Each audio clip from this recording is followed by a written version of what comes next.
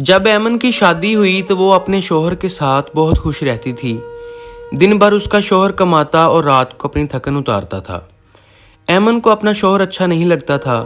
شادی کا 1 سال گزر گیا اور پتہ ہی نہ چلا، اور ایمن کے شوہر کا دوسرے شہر میں تبادلہ ہو گیا۔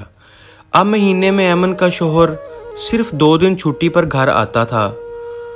پہلے دن اس کا شوہر جب گھر آتا تو تھکن کی وجہ سے سارا دن سویا رہتا، اور دوسرے دن اس کا شوہر کچھ وقت ایمن کو دیتا اور کچھ اپنے دوستوں کو اور واپس چلا جاتا۔ شادی کو ابھی 1 سال ہی گزرا تھا اور اس کا خالی بستر اس کو کاٹنے کو دوڑتا تھا۔ ایمن نے اپنے شوہر سے کہا کہ وہ اکیلے گھر میں تنگ پڑتی ہے، اس لیے وہ اسے اپنے ساتھ لے جائے۔ ایمن اب ذہنی مریض بن چکی تھی۔ ایسے ہی ایک روز دوپہر کے وقت دروازے پر دستک ہوئی۔ ایمن میں نواز ایمن کا کزن تھا اور جاب کے سلسلے میں شہر آیا تھا۔ ایمن نواز کو کہا، جب تک تمہاری جاب نہیں ہوتی آپ میرے پاس ہی رکو، ویسے بھی میرے شوہر کام کی وجہ سے دوسرے شہر ہوتے ہیں۔ ایک دن نواز گھر لیٹ پہنچا تو اس نے خوشی سے ایمن کو گلے سے لگا لیا اور نوکری کی خوشخبری سنا دی۔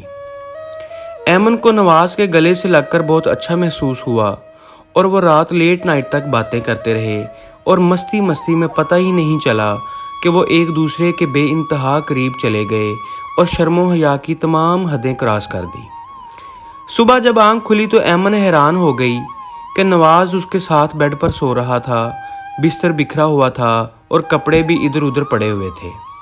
اسی حالت میں اس کے شوہر کا ٹیلی فون آیا تو اس نے ایمن کو بتایا کہ میرا تبادلہ اپنے شہر میں دوبارہ کر دیا گیا ہے اور میں کچھ ہی دیر میں گھر پہنچ جاؤں گا۔ ایمن نے جب وہ فون کال سنی تو سکتے میں رہ گئی۔ اس نے جلدی سے نواز کو پچھلے دروازے سے باہر نکالا تو دیکھا کہ بہت سی گھر کی قیمتی چیزیں موجود نہیں تھیں۔ جب اس کا شوہر پہنچا تو اس نے گھر کا حال دیکھا تو پوچھا، یہ سب کیا ہے؟ تو ایمن بولی کہ تم گھر نہیں تھے، اسی لیے چور گھر کا سارا سامان چرا کر لے گئے ہیں۔ معصوم شوہر کچھ نہیں جانتا تھا، لیکن حقیقت تو ایمن ہی جانتی تھی۔ اس دن کے بعد سے ایمن اپنے شوہر سے بے انتہا محبت کرنے لگی اور اس کی خدمت میں ہر وقت تیار رہتی تھی، مگر اس سے نہ جانے میں جو غلطی سرزد ہوئی تھی وہ اسے بھول نہ پائی۔